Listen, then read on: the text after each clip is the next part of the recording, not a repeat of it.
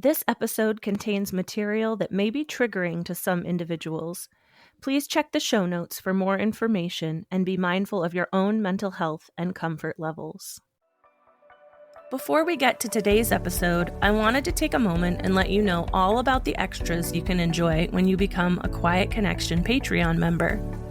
Not only will you have access to our entire catalog of episodes ad-free, you can also listen to exclusive bonus episodes.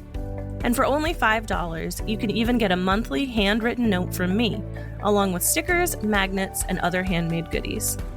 Consider becoming a Patreon member today and help continue the fight to end the stigma surrounding postpartum mental health disorders. Welcome to Quiet Connection, a podcast dedicated to ending the stigma around postpartum mental health. I'm Chelsea. Today, I'm connecting with Aaisha Alvi, an advocate, author, and survivor of postpartum psychosis. Aaisha opens up about her personal journey through terrifying symptoms, being dismissed by multiple medical professionals, and the moment that changed everything. We also talk about her memoir, A Mom Like That, and the life-saving work she's doing to spread awareness and compassion around this often misunderstood condition. This episode is raw, real, and incredibly important. Let's dive in. Hello! Today I'm here with Aaisha. Aaisha, how are you? I'm doing very well. Thank you so much for having me on your show, Chelsea. I'm so excited to have you. I always love getting to connect with guests that I've met through social media. I call you guys my pocket friends. Aaisha's amazing because, and we'll get into this, but Aaisha is a big advocate for awareness around postpartum psychosis. And anytime I have a question about any of my content or information, I go, Aaisha, did I get it right? Like, is this wording okay?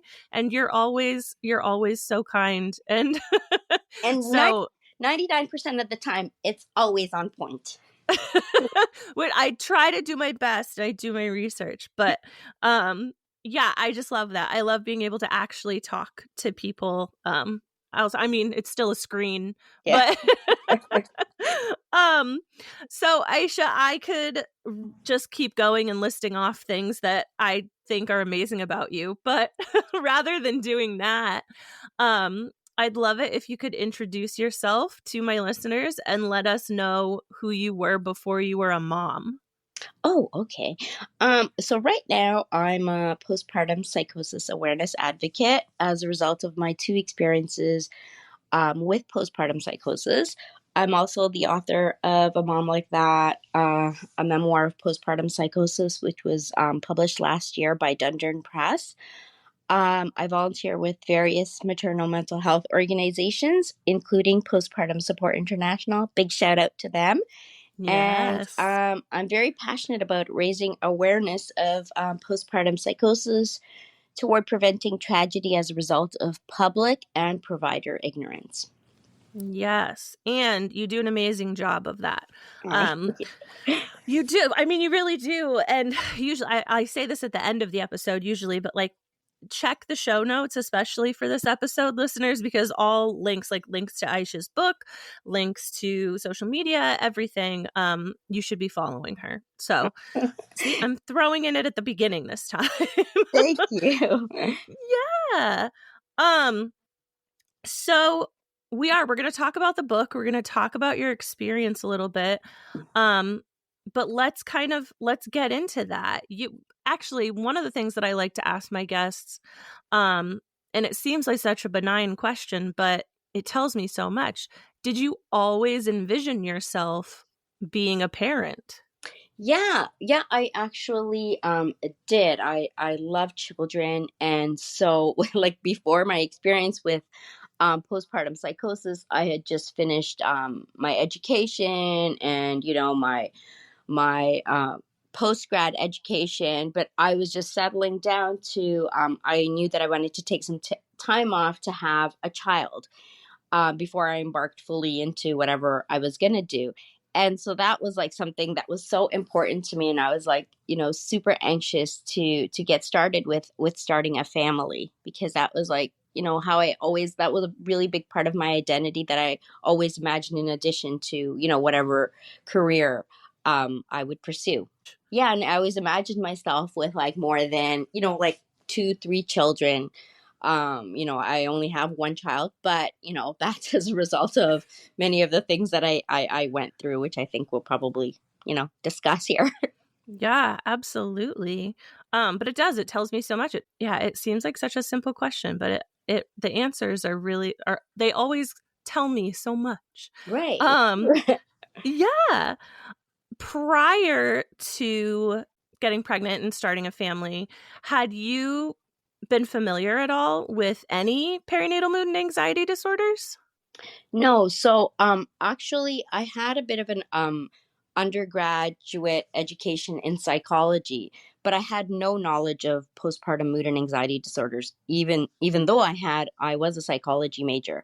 I did, however, have an understanding of depression and psychosis outside of pregnancy and postpartum, and I think that having knowledge of that kind of helped me. But I did not have any understanding of postpartum mood and anxiety disorders at all.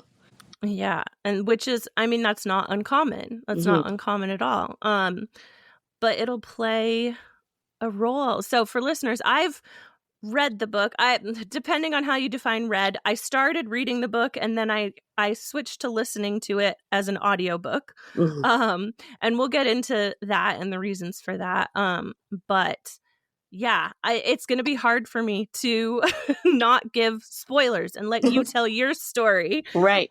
But yeah, let's talk about that a little bit. Like, let's talk about when you decided to get pregnant and what that journey looked like for you. Yeah. So, my journey toward getting pregnant was, I was initially told that I probably wouldn't be able to have children because I had really high prolactin levels, which is something that only women who are lactating usually have.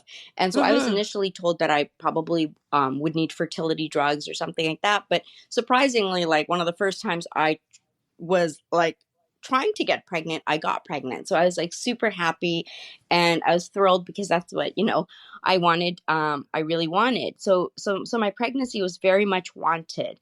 And it was fairly smooth, I would say, like, the normal ups and downs of a normal pregnancy kind of thing. And very soon after I gave birth, I started to feel depressed and super anxious. And I also started experiencing intrusive thoughts. And like I had thoughts of, I hope this is okay to discuss, because I just want to Oh, absolutely. myself give a trigger warning for anybody that might be, in this kind of place where they can't hear these kinds of things. But I started to have like intrusive thoughts, and they were pretty violent. I had intrusive thoughts of my baby just like drowning, being smothered, having her head bashed in, and things, very frightening images, thoughts that would pop up into my head.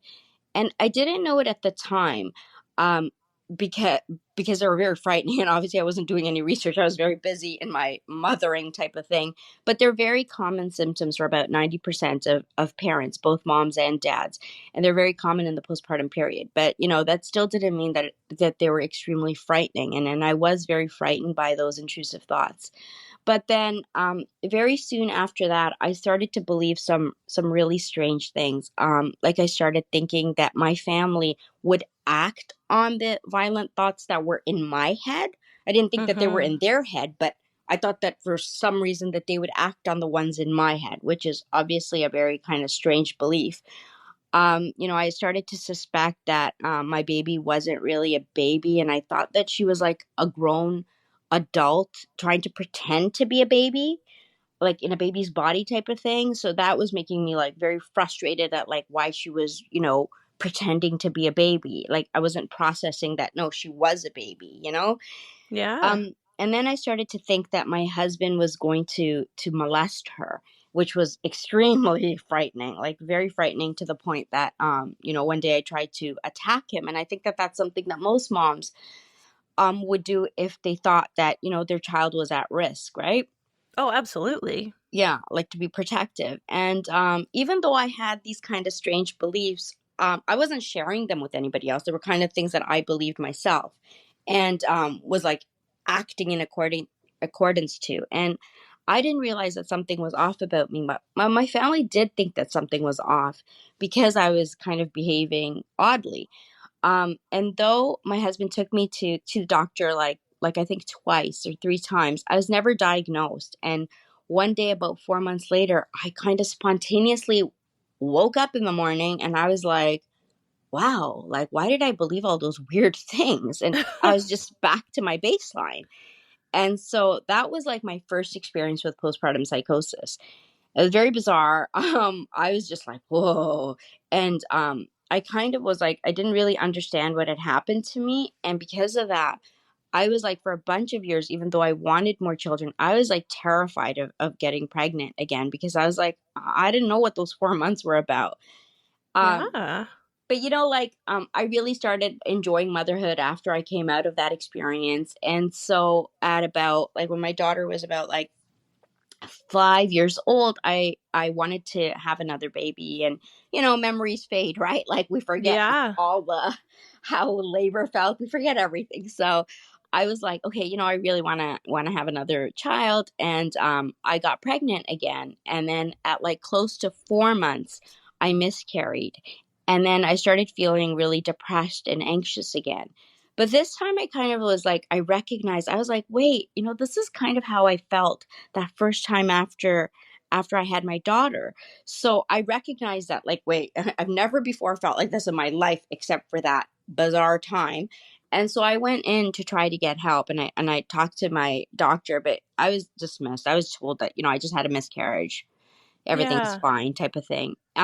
And even though I had more insight into my symptoms, and I really did think that something was wrong, and I tried to get help, I was dismissed even a second time. And so my symptoms kept escalating and getting worse. And I began to think like even stranger things. Like I started thinking that maybe my daughter needed to die so she could go to heaven. And that was like really frightening because I at one level didn't agree with that, but the thought was there, and it was like saying like, yeah, she needs to die so that she can go to heaven. And it was really frightening. And so again, I was behaving really bizarrely in response to what was going on with me. And my family continued to take me to doctors, and I continued to be dismissed by doctors. And I eventually started hearing voices that were demanding, very, very frightening. They were commanding and demanding that I stab my daughter. They were demanding that I harm other people.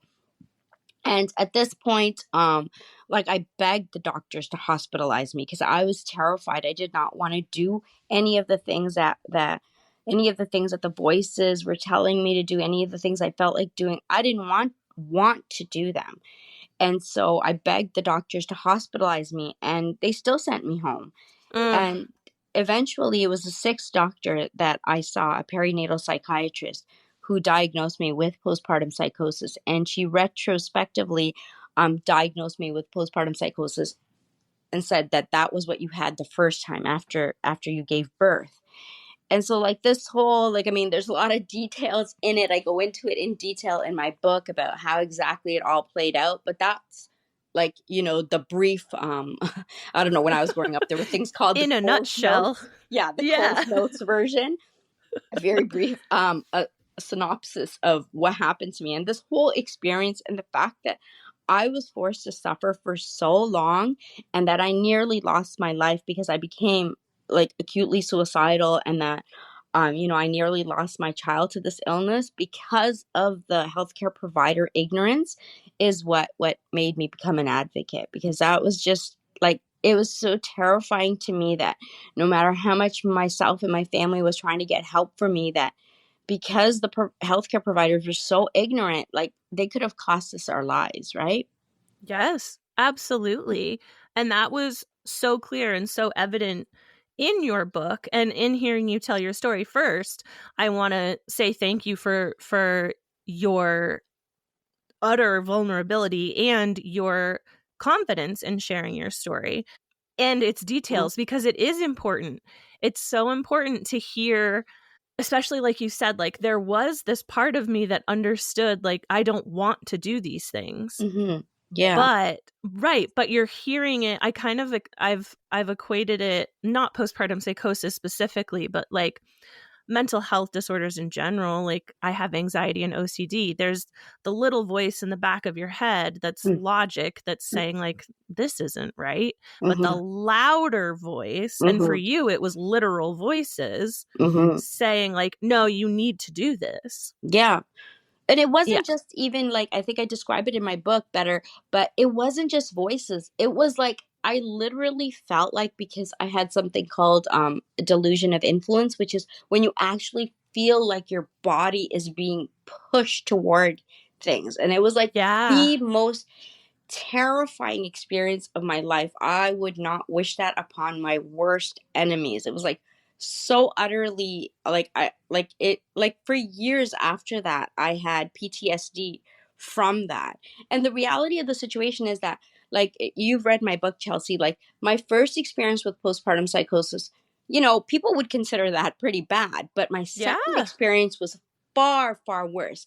And the only reason it was far worse, what my psychiatrist explained to me, was that the first time I was allowed to be psychotic for 4 months, right? And it was Mhm. untreated, even though I was taken to the doctor and I did tell the doctor I wasn't feeling like myself. I was not asked any follow up questions, nothing like that. And then the second time, my doctor explained it to me in the sense that she said that, you, after being pregnant for 4 months and then miscarried, you had those neural pathways kind of set up to that land. Okay, if we can proverbially call it the land of psychosis. So your mind immediately ran to that place because those grooves were set in place by Mhm. that 4 months that I was fully psychotic. And then it was like, for 2 months, I was allowed to be psychotic before I got help. And at the point that I got help, my psychosis was so bad that I actually was swallowing close to 18 pills a day to rein in the madness, right? I didn't Mhm. need to, I wouldn't have needed to have gotten on so many medications and stuff had the doctors known to treat me early. I mean, I got off of everything and I'm grateful for that, the fact that those medications existed. But did I need to really experience the trauma and have the symptoms get as severe and as bad as they did? No, I didn't. No. Right? And nobody No. needs to get that. Like, I once asked my psychiatrist, like, how much worse could it have gotten? She's like, are you kidding me? Are you kidding me? Like, it's a miracle that you didn't harm, like, Yeah. yourself or your child, because that was just like, just like your hair's breadth literally from causing harm, right? So that's why I'm so passionate about spreading awareness, because nobody needs to get that bad. Like, had I gotten help, like the first time, I was like, I'm hearing like voices, and at that time the voices in my head when I was complaining about them and talking about them to my doctor, they were not even telling me like extremely bad things. They were just like, your husband's gonna leave you type of thing. You know what I mean? Yeah. Like, had I Yeah. gotten help, I wouldn't have had to deal with the trauma that I did from from how bad my symptoms got. And that's what I want to save other women from experiencing. And I think the message that is so clear throughout your book, and we'll talk about the book more as well, but like the confusion of like, why is nobody listening to me? Hmm. Hmm. Why is nobody listening to me? Um and the irony of this is I have met with multiple mental health uh, professionals who have also experienced some form of PMAD, and they all talk about how in all of their schooling and in all of their training, PMADs are not talked about. Hmm. And if they are, it's like a tiny like sub section of a chapter, and then you're done with it. So Hmm. most doctors and mental health professionals are not equipped to deal with PMADs in general, but Hmm. especially postpartum psychosis. Yes. Um, yeah. So like I don't even know if I should say I wish, like I hate that the fact that you had to keep pushing and pushing and pushing does not surprise me. Hmm. It should surprise me, Yeah. but it doesn't.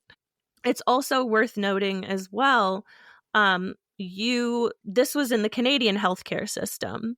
That's right. Right. And even here in the US, there are only 2 inpatient perinatal psychiatric facilities in the entire country. Mm-hmm. I don't know if there are any in Canada. No, there are none in Canada. No. But you know what? Like this story, like of being dismissed over and over again, and the healthcare providers, unfortunately, being ignorant of this condition, is something that crosses borders. Like I'm sure you're familiar with the story of Lindsay Clancy, correct? Yes. Yep. Yes, she was the Boston, Massachusetts mom who unfortunately, had a tragic outcome with her condition. And her story, like when I heard her story, she'd been to like 5 providers as well. Yes. She actually Yes. got herself admitted inpatient, right? Mm-hmm. And then like a week later the tragedy happens, right?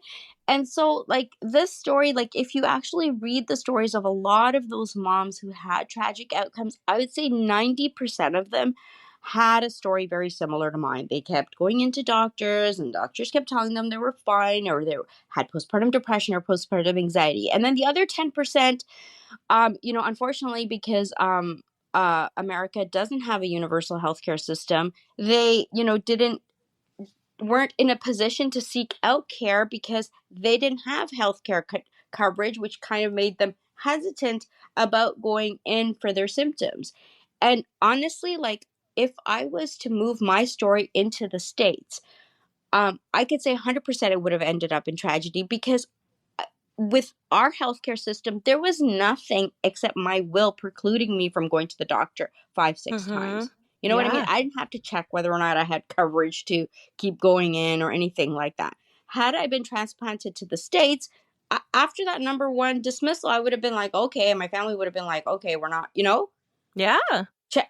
checking, looking into this anymore. So that's why I'm like, somebody once asked me like, wow, like why do you like help a lot of like work with a lot of organizations in the States? And I'm like, because you guys need it.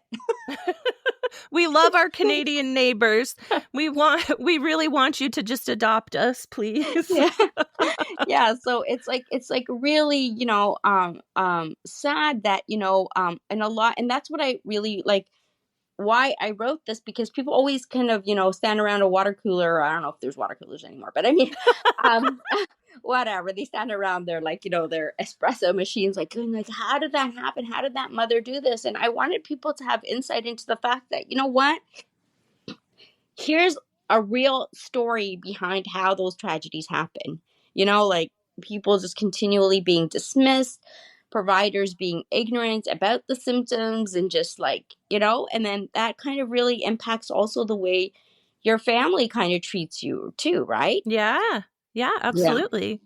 And so several things sparked in my mind when you were talking about it. But one of the biggest things that you advocate for and that you are very clear about in all of the information you're sharing on social media and in your book is like, this is not your fault, Mm-hmm. and this is not you.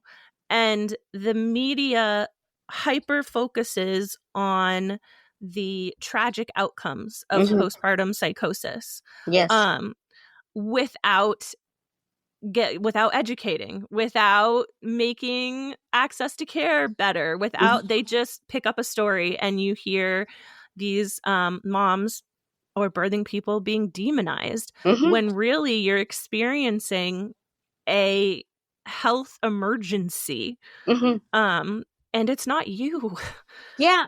And that's why I really wanted to put my book out, because I wanted to show them, like, I'm sure, Chelsea, that you saw, like, the minute I got on the right dose of medications, like, my illness wrapped up in like 2 weeks. Like, do you know what I mean? Yeah. Like, how fast was that? Like, I was forced to suffer for so long. And once I got on the once my doctor figured out, hey, like, this is what's going on. Here's your right dose of medications. Like, wow, it just like wrapped up so quickly. And that there's no other better proof of the fact that this has nothing to do with who the person is.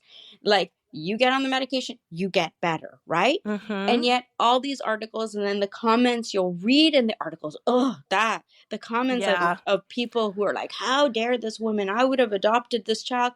Yeah, you know what, had you helped that mother, she could have done a really good job with her own child. It's Yeah. and a lot of these news stories leave out all those kinds of things. And the fact that, like, and even though I'm pointing out that in a lot of those stories, those mothers did try to get help, but those are not clear in, like, the pieces that you'll read. I No. consider myself like a PPP stalker type of thing. And I'm always like reading all the stories. And then I piece together everything, and I'm like, look at this mother. This mother tried to get help 5 times. That mother tried to get help 3 times. Like, do you know what I mean? So, Yeah.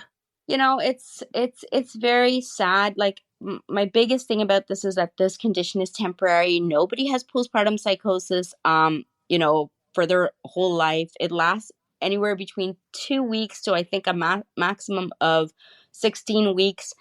It's temporary, it's treatable. Nobody needs to die from it, right? Yep. Yeah. And that was your push to write your book. Mm-hmm. Once you had gotten back to baseline, let's shift into that a little bit. Let's shift into the book and the Mm-hmm. process. At what point did you decide, like, I need to make my story known so that this doesn't happen to somebody else? So what happened is that probably about 3 to 4 months after I got better, and I had helped the woman, in my book. I talk about helping a woman in Yeah, my I want to talk about that.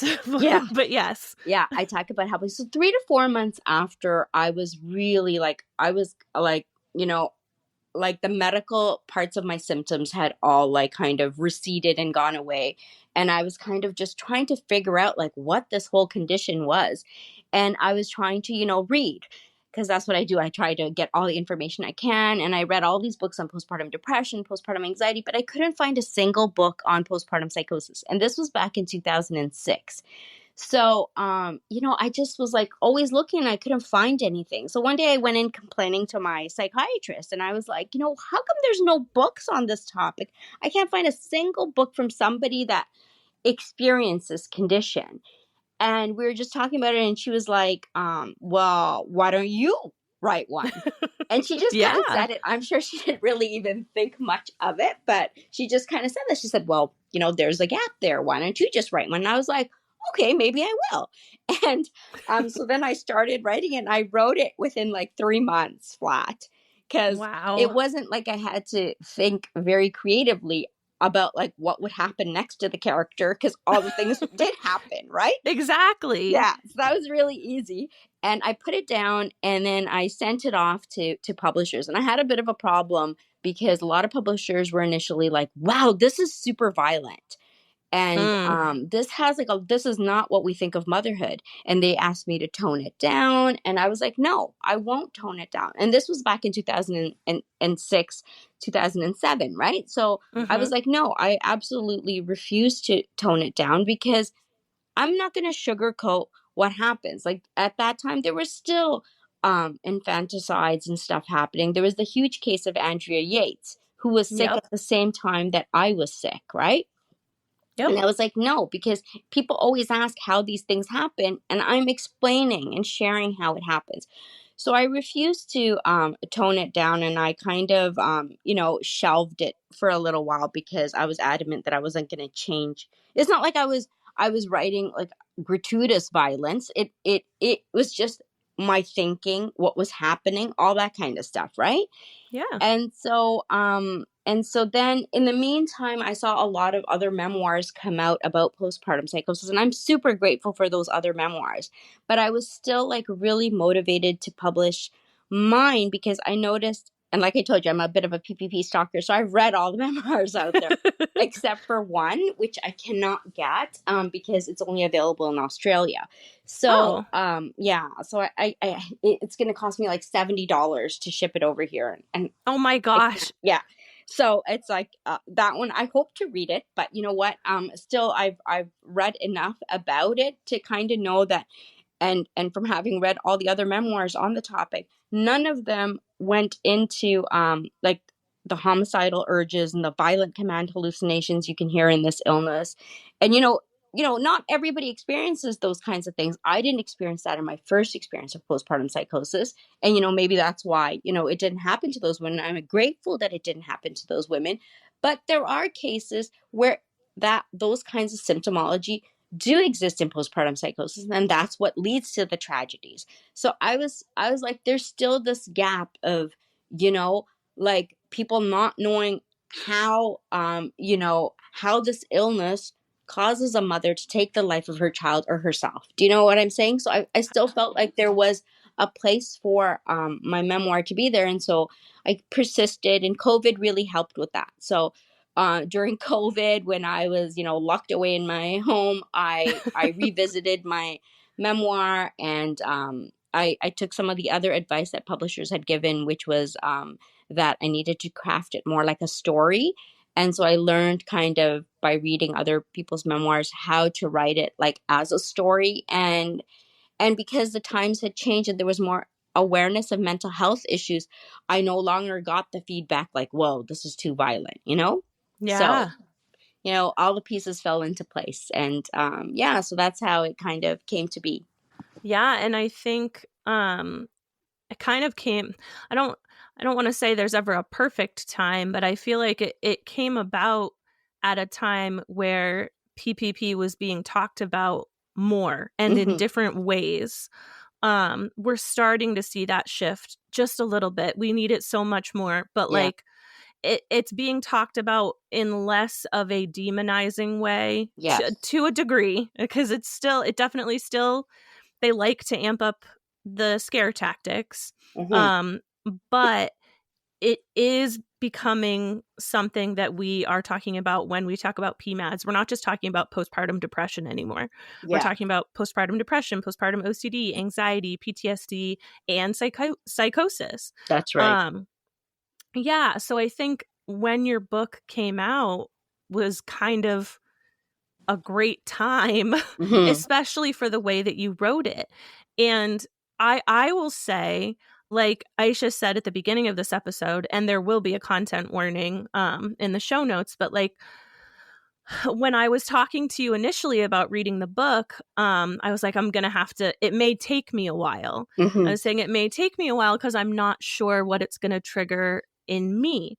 Mm-hmm. Because I had my own experiences, and for me, postpartum psychosis was on the table for a time, Mm-hmm. and then they shifted it to postpartum OCD. Mm-hmm. But so I was very, very cautious, and what I did is I started reading the book. I read it, and I found it difficult because I was having Yeah. flashbacks. Mm-hmm. But when I listened to the audiobook version, Mm-hmm. I don't know what it was about it, but it almost like it removed a piece. I don't know how to explain it.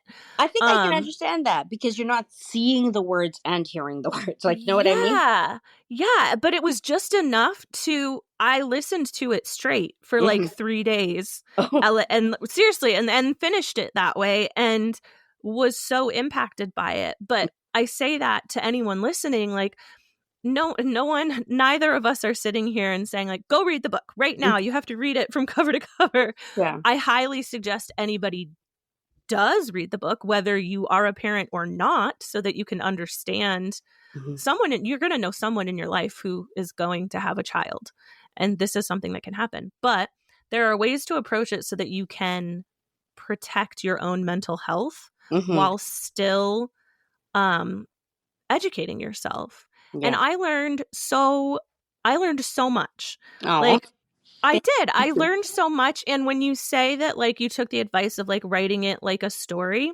mm-hmm. it did feel that way. Um and I did have to remind myself a couple of times like, no, this happened. Yeah. Yeah, right? Like Yeah. this happened. This was Aisha. Like this is the person that you talk to. Yeah. Like so yeah, I say that to say that it's incredibly important to educate yourself while Mm-hmm. also taking care of your own mental health, but Yeah. it doesn't mean shutting the door completely. Yeah. Like, The only people I like who write to me and I advise them not to read it is anybody that's still vulnerable from having experienced postpartum psychosis, and they write to me and they're like, "Oh, I'm super excited to start your book." And I always say, like, "Have you ever read any other memoirs on postpartum psychosis?" And then they'll be like, "No, yours will be the first." And I'm like, "Okay, maybe you don't want to start with mine." Like, do you know what I mean? yeah. Like maybe it's better because some people will say like some of the other memoirs, even though they kind of don't go into like those violent kind of things, like some people will say like, "Oh, that triggered me." So I always tell them, like, take your time with mine. Like, even though Yes. like it benefits me if people read my book, I do not want to be benefited in any way by your own mental health sliding. Like, do you know what I'm Yeah, saying? Yeah. absolutely. So I always just say, like, take your time, like, it's there, it's out there for when you're ready for it, type of thing, right? Yeah, for sure. Yeah. And since you mentioned it, I was going to bring it up, but you talk about in the book, I think it's how you start the book and how you end the book. It's Hmm. been a little while now. I read it back in October. Yeah. But you talk about your mother coming to you about someone that she knew, Hmm. and she said, "Aisha, that she's acting like you." Hmm. And you immediately went over and helped this person get the help that they needed, but you were still pretty fresh Yeah. from your own experience. And like, I desperate, as I was listening to it, I was like, how in the world did you do that? How could you do that and not feel triggered? Or maybe you did feel triggered. Yeah, I wanted to point out one thing about that. It's making me kind of laugh because when my publisher, when my acquiring publisher accepted the book, one thing she asked me was that she said, "Did that experience of you helping that mother really happen, or is that fiction?" And I was like, Oh my God. "No." I said, "Everything in the book happened." And she was like, "Because that's like unbelievable." And I said, "Isn't it?" And I was Yes. and she actually thought that that part was like made up to draw people in, so it always makes me kind of laugh. But yeah, it was like such a bizarre thing that that coincidentally happened when I was like I had just weaned off of my antipsychotic the week before. So yeah, I Yeah. was pretty green, coming out of postpartum psychosis, and then I had this opportunity to help this mom. And the thing is that I think, I know it probably comes off like I helped this mom, but really it was that experience is what helped me. Because Mm. what happened is that I mean, I know, like, when people read my book, they've written reviews and said like this book was terrifying and stuff like that. Oh. But like terrifying to read because of the stuff that happened to me, right? And Mhm. I agree, but even more terrifying than experiencing and seeing those things and voices was the fact that I couldn't get help. That Mhm. was the most terrifying. Like knowing something was wrong, not wanting to do these things, but nobody helping me. So having that opportunity to help somebody else was so like it was almost like I was having the opportunity to be helped, right? And Mhm. also for the longest time, like after like as I was getting better, like even though my doctor kept explaining to me that this was an illness, I still kept in my heart, I couldn't get away from the fact that maybe it was a testament to the fact that I was an evil person. Because Mm. when you have like, I'm sure like this probably resonates with a lot of people, it doesn't feel like something's wrong with your heart or your arm or your leg. It just feels like something is wrong with you as a person when you have a mental health condition, right? So Yeah. I just kept feeling like, well, maybe this happened to me because I'm innately evil or I don't know it or something like that. And my doctor kept telling me it's an illness, it's an illness. But helping Nadia and witnessing her acting and saying so many of the same things that I was thinking and saying, just is what really made me realize, like, hey, this is an illness and it afflicts people in the same way. Like, that's what astounded my family too. Like, my husband and my parents were like shocked. They were like, oh my God, like, she's behaving and saying like the same kinds of things that you were acting and thinking like. So it's like, so then you could just viscerally see that this was an illness and a condition. So as much as it might seem like I helped her, that experience really helped me.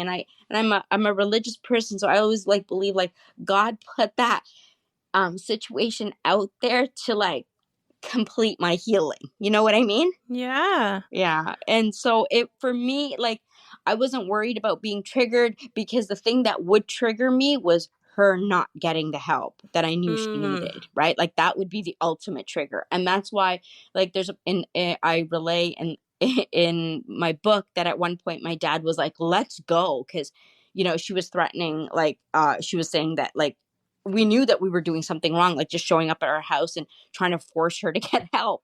Yeah. And my dad was like, let's go. Like, he was recognizing like, okay, this is wrong what we're doing type of thing, or this could blow up in our faces. But I was like, that's what would have really triggered me, that if I knew this woman was like homicidal and suicidal and we did not get her and she was not able to get the help that she needed. Mm-hmm. Right. Well, So, yeah. yeah. And you were, I mean, again, without like spoilers, like you were instrumental in navigating the process of her getting to a safe space, Hmm. which Clumsy as it was. clumsy as it was, and you'll read it in the book, but like it also demonstrates how ill-equipped the entire system is, Hmm. like from police officers to paramedics Hmm. to ER docs. Like, Hmm. you literally were like, no, this is what's happening. Yeah. Like, you need to, I know because I lived it. Yeah. Yeah, I mean, the whole book was incredibly impactful, but that specifically, I was like, oh my goodness, like, I can't imagine navigating that situation like myself with what I went through, Hmm. and being super, super fresh and hearing about someone else. And I'm like, okay, I'm going to go. But to hear you say that, to hear what you said, like that it was very healing for you Yeah. and validating for you, that makes so much sense. Yeah, and that's why, yeah. So I'm just like, when people always say, "Well, you helped her," I'm like, "No, that helped me more than Yeah. Yeah. I mean, you did. I think you did help her. You did. But Yes. like, Yeah. yes, in a bigger sense, like Yeah. it was a piece of your journey Yeah. Yeah. um that you needed. It made you feel validated, it Yeah. sounds like.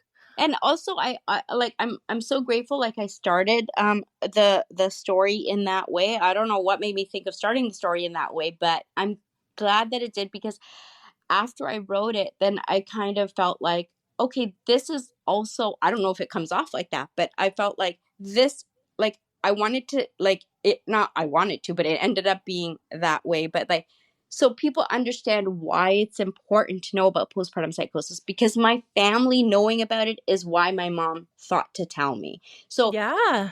being aware of postpartum psychosis is what's going to help you to be able to help others, right? Like, it's not like you're just getting knowledge about something that's going to be completely useless. Like, you're finding out like horrific information about something and it's of no use. No, it can come back to be useful, and it may even come back to help you save a life, right? Absolutely. Yeah.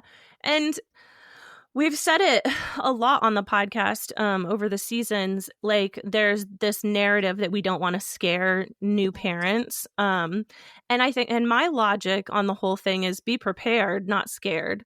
And even if it is a little bit scary, like, you still have that knowledge as a Hmm. tool in your toolbox. Yeah. And maybe you never have to use it, but maybe you do. Yeah. And I'd Exactly. rather have, it's like going out with an umbrella. I'd rather have the umbrella if it Yeah. starts raining than not have it. Yes. So, For sure. And it's like, when people say that, like, oh, like, we don't want to scare moms. I like the thing, I think I say it in my book too, like, nobody's going to be scared into developing postpartum psychosis. Like, Yes, you do none say of, that. yeah, like none of my sister-in-laws, just because they heard about my postpartum psychosis experience, went on to be like, oh, when they got pregnant, they developed it. No, that's Right. not going to happen, right? Because there's all this, like, especially compared to any other postpartum mood and anxiety disorder, other postpartum mood and anxiety disorders, stress, financial situations, things like that can play a role in it. But postpartum psychosis, there's something that they think there's a biological factor that is that that precipitates it, type of thing. So hearing about it is not gonna turn on that biological switch. That biological switch is there, and that is why it is so important, because we don't know who has that biological switch. And even if you do have that biological switch, it's not necessarily like there are people that had it with one pregnancy and not with another, right? Yep. So that's why it's so important for people to know about it, right? And Yes. I always, like, in the work that I awareness work that I do, I always educate women about postpartum, about the risk of postpartum psychosis, and nobody's ever come back to me and said, "Well, just because you told me about it, I developed it." Like, do you know what I'm saying?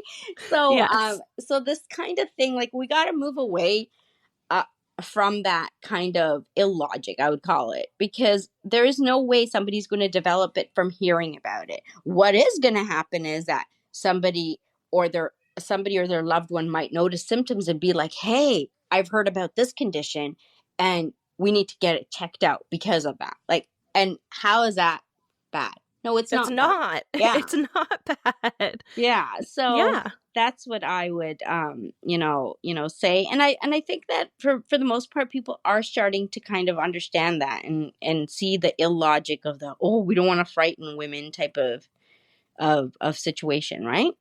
Yeah.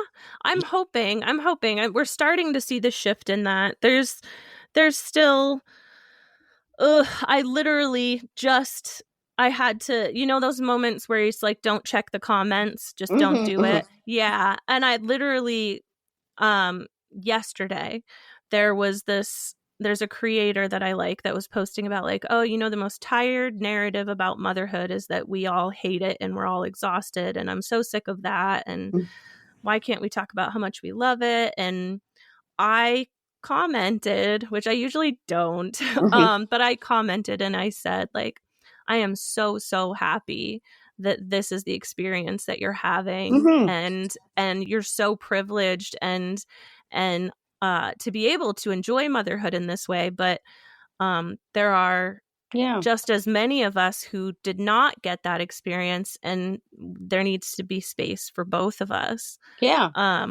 Oh, and of course I had a troll come on and be like, we don't have, just because somebody writes a post about potatoes doesn't mean we need to tell them why they should like broccoli or Brussels sprouts. Like, I'm like, okay, cool, No, thanks.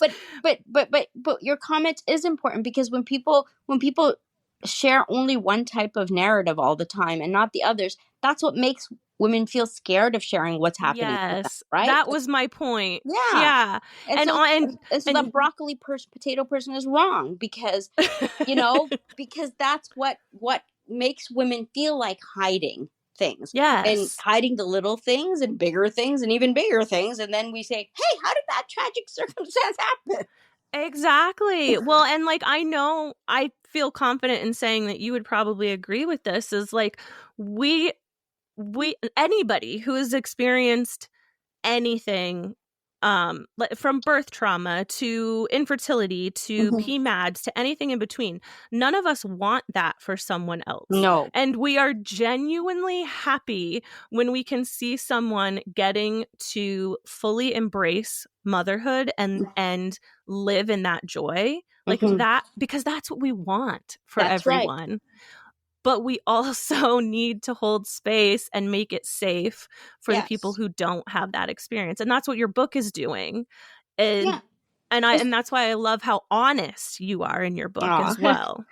Yeah, and that's what, like, we want that. We wish we had that experience, and we want that for everybody, and we want those that are struggling to know that, like, we're here to hold your hand, and hopefully we can all get to that space that those other people are talking about, Yeah, that there is an after. There's an Yeah. after, and that every experience looks different. And that's cool. Like, if you're tired of the narrative that moms are exhausted, I don't know what kind of life you're living, but I'm exhausted.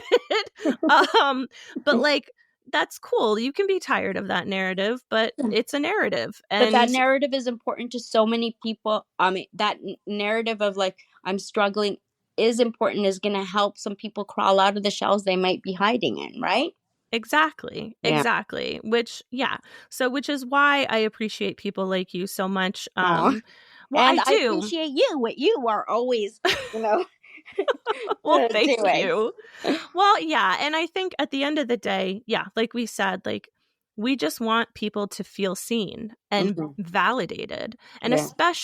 especially when it comes to postpartum psychosis, because of all of the PMADs, we've changed how we're trying to change the dialogue on it. We're not saying rare anymore. We're Hmm. saying care, not rare, because it isn't as rare. I mean, it's more rare than the other PMADs, but It's it's less not. common, yes. Yes, right. Yeah. It's less common than the other PMADs, but it's not categorically rare. No. And it can happen. So being validated and being heard and being seen is so, so, so important. I Yeah. had just a couple more questions about the Sure. book specifically. Hmm. Um, just because out of curiosity, again, like just reading about your experience, how did your family feel about you writing the book? And did it shift anything in your relationships once it was out into the world? Yeah. So initially, my family was kind of scared about me writing the book because they kind of felt like, oh man, we dropped the ball, and so many of the things that we Oh, said, and stuff like that. And they were initially thinking that it was going to be like this tell all about how they were such nasty people, right? oh my And gosh. Yeah. and they were kind of, scared, but because for a while I was very like, initially I was very happy that I came out of my postpartum psychosis, but then I got very upset, and for like a good long while I was like ticked off that I could have died, and my daughter could have died, I could have been institutionalized forever, type of thing. So I was mad at my family, so they kind of thought that that's what would be the flavor that would be coming out in the book.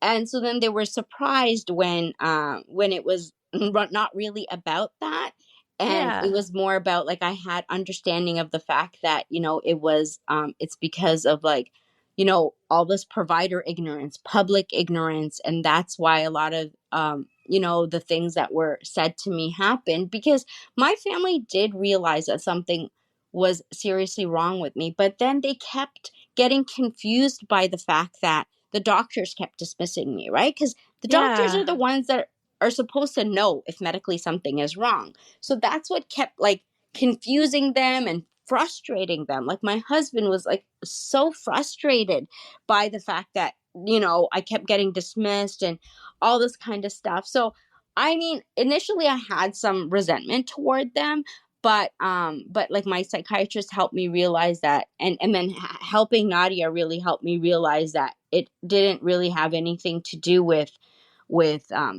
them. It was more like the ignorance around the situation, because I saw how everybody in my family stepped up, right up.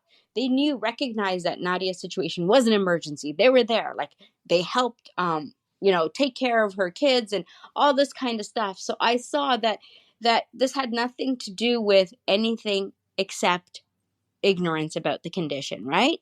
Yeah. So when my family did read my book, they were like, oh, like, they had a lot more insight into everything that happened to me, but they were also grateful that, I mean, I tell the truth about things that they said and did, but they saw that there was a context in it, and it wasn't just like, oh, they were nasty. It was you know what I mean? No, it So doesn't come across that way at all. yeah. So they kind of, like, were like, yes, like, they love the fact that, I'm trying to help others from suffering and stuff like that. So initially they were kind of like, oh my God, this is like a tell all that's gonna embarrass us, but no, so they were, and they were like, like, really shocked by a lot of the things that were going on in my head, and they're all like everybody in my family is like really passionate mental health crusaders themselves. That's well, and yeah, and what was clear from the get-go is they did their best with what they were working with. Mm-hmm. It's just like you said, like they were confused because the doctors kept dismissing you, and like, Mm-hmm. and they did what they thought they should do. Yeah. Yeah, without, again, read the book, read the book, read Yeah. the book. But like, Yeah. yeah, they did the best that they could with the knowledge that they had, and now Yeah. they have more knowledge, Yes. and And yeah, so I see how like amazing they are with like anybody that they're concerned about. Like, they're like, oh my God, like what should we do? Like, okay, can we connect them to like they're all like like it's like this whole like a family of like little mental health crusaders. Like, that's, I mean, that's not, it's not the worst thing. Like, Yeah. to come out of a situation like that and I don't know how you couldn't be a mental health advocate Yeah. after watching a family member go through what you went through. You touched on it briefly before, but what are some of the responses you've received since publishing? I love seeing when you post your reviews on Instagram, but like, what are the ranges of some of the feedback you've gotten from readers? Okay, so I would say, let me think. Firstly, just to make sure, almost all of the responses I've gotten are like, unbelievably positive, and they're appreciative, and which was really, I have to say, like really, really surprising to me because I didn't expect so much positivity. I like sincerely went into this project like I want to give voice to the women that have experienced this illness and not made it out, have, sadly taken their lives or, had tragic outcomes in terms of harming their children, right? So I was fully, like full on ready for the majority of people to conclude that, I was evil after reading it, right? Yeah, Like yeah. I was like, oh my God, like, but my bigger goal is for those that want to listen type of thing. But I was ready to have people conclude that. And sadly, I have had one or two people that have written to me and said, you were possessed and I think you need to Oh find my Jesus, right? goodness. Like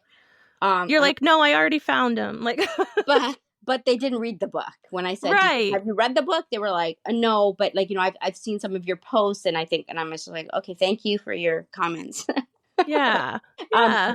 But the vast majority, have like been reacted like very positively and are appreciative of the insight. So that was really heartwarming to see. And one reaction that I got that was like that really like super touched my heart was this perinatal psychiatrist who I follow, and she has a pretty big following. She reached out to me and she told me that because of what she learned from my book, she was able to determine a patient that she's been seeing, but who she was like unsure about. She was able to determine that she was experiencing postpartum psychosis and have her admitted because of Wow. what she read in my book. And that was like, and so she reached out to me and she was like, "Thank you so much for saving a life." And I was like, "No, you saved the life."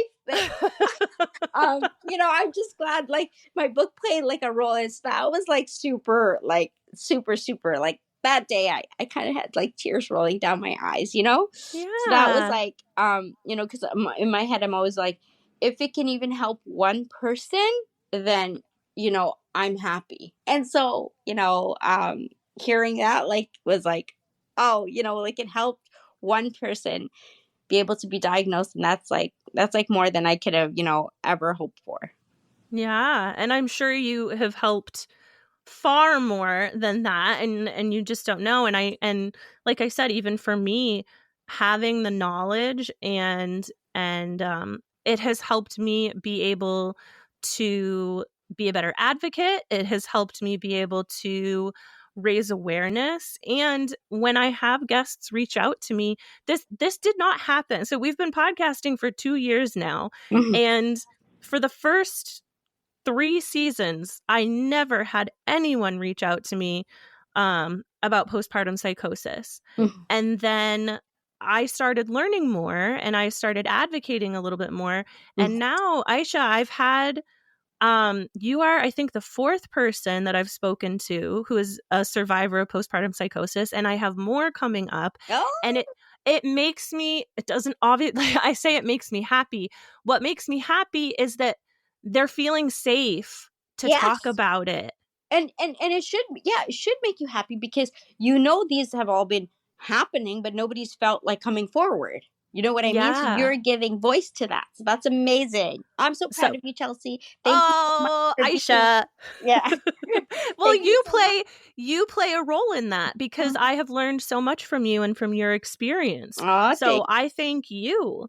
Um, you. one of the last like big questions before, and then I'm gonna sort of wind us back around, but one of my big like want to know questions is, your daughter is obviously older now. Mhm. This happened a long time ago.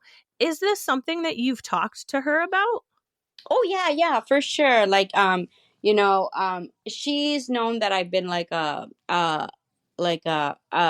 mental health advocate for a long time, but I would say during COVID when I revisited my entire book is when I shared the first draft of my book with her so that she could kind of really understand everything that I went through, because at that time like she was like like getting near to being an adult, and I felt like it was the right time for her to understand everything that I'd been through. So she does know about it. She's like a huge supporter of the work that I do, and I just know that it's going to help her in life, if she ever chooses to have children and have a family or anything. I'm so glad that she knows that this condition exists and that there's help out there. And she's also part of like the mental health crusader in my family. Your family, yes, your family of mental health crusaders. I Yeah. love it. Yeah, so she's like, she always like will touch base with me and be like, okay, I think that this person is like struggling. What are things like, that you would recommend that they look into or whatever. And so like the thing that I'm most happy about is that we have very frank conversations around mental health and all that kind of stuff. And I think that she genuinely has no stigma towards mental health issue, and that's the thing that I'm most, proud and happy about. Yeah. I love that. I had a feeling. I had a feeling that you guys had probably talked about it. Yeah, yeah, But yeah, that again, it just goes back to your resilience and your there. I always say there's strength and vulnerability, and you like live and breathe that. You're like, I'm not going to hide what happened to me because it might make you feel better or it might make you a little less uncomfortable. yeah, um yeah, yeah. you're honest about it. Yeah, like even from when she was young, like obviously I'm not going to give her the details of things, but like I tried to explain it in a way that would make sense to like an 8-year-old or a 10-year-old, Yeah.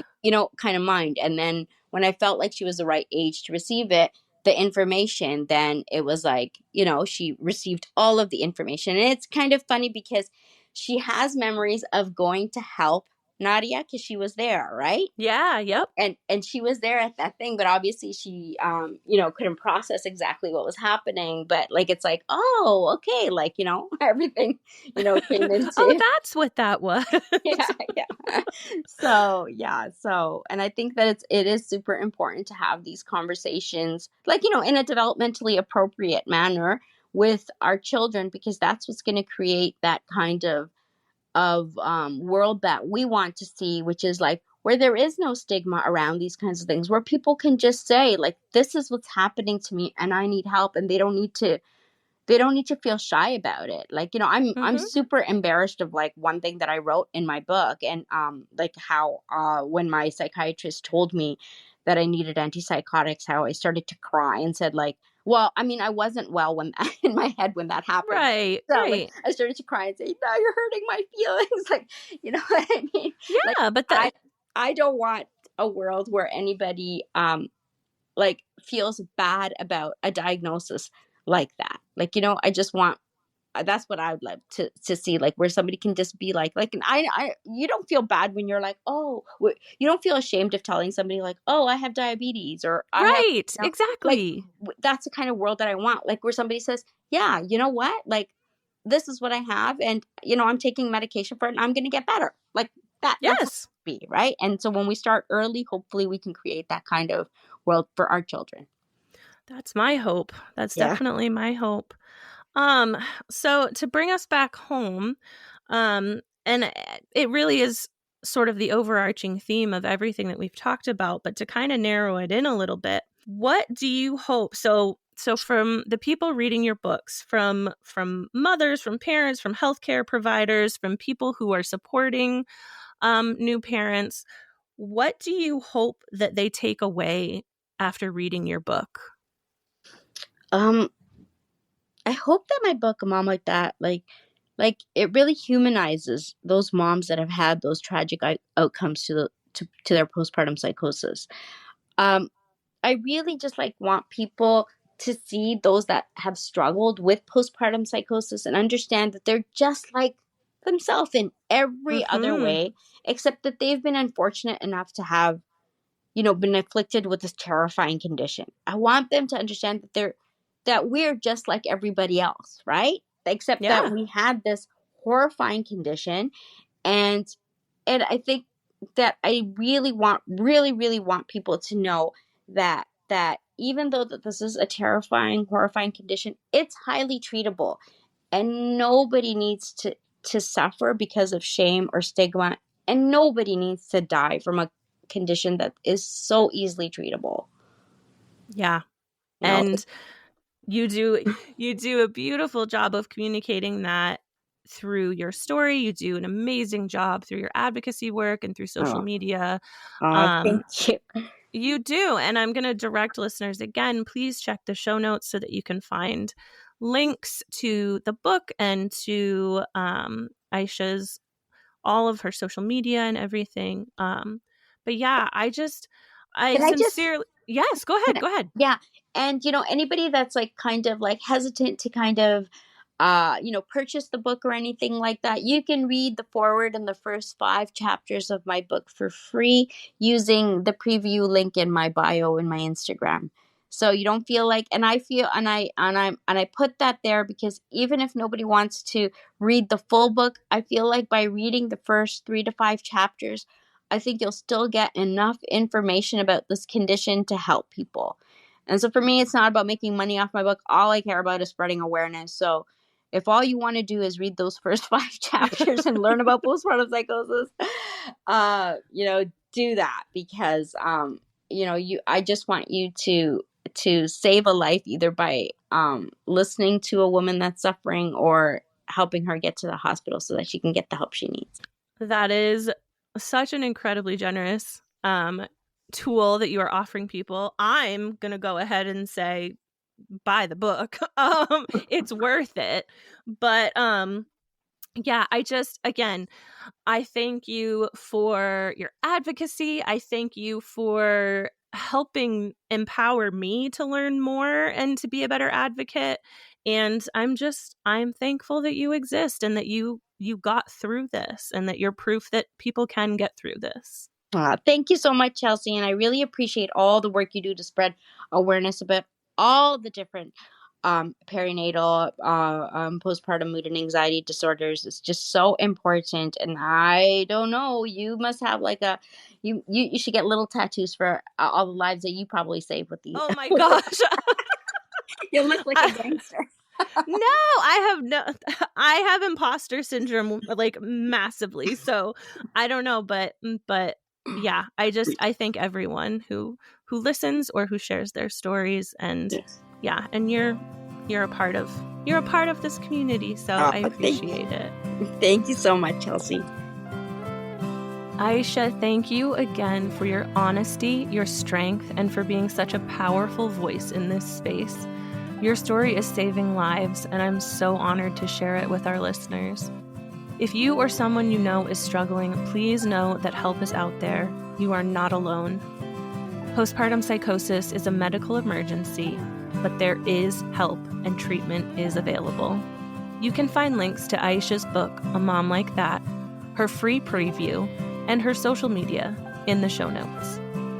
You can keep up with us on Quiet Connection by following us on Facebook, Instagram, RedNote, YouTube, and Threads at Quiet Connection Podcast.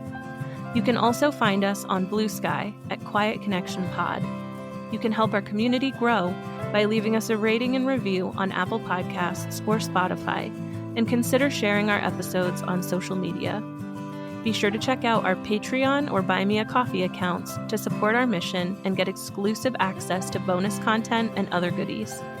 To share your journey, you can contact us through our website at quietconnectionpodcast.com or by email at quietconnectionppmh@gmail.com. Join us next time when another story is told and you realize you are not alone. I see you.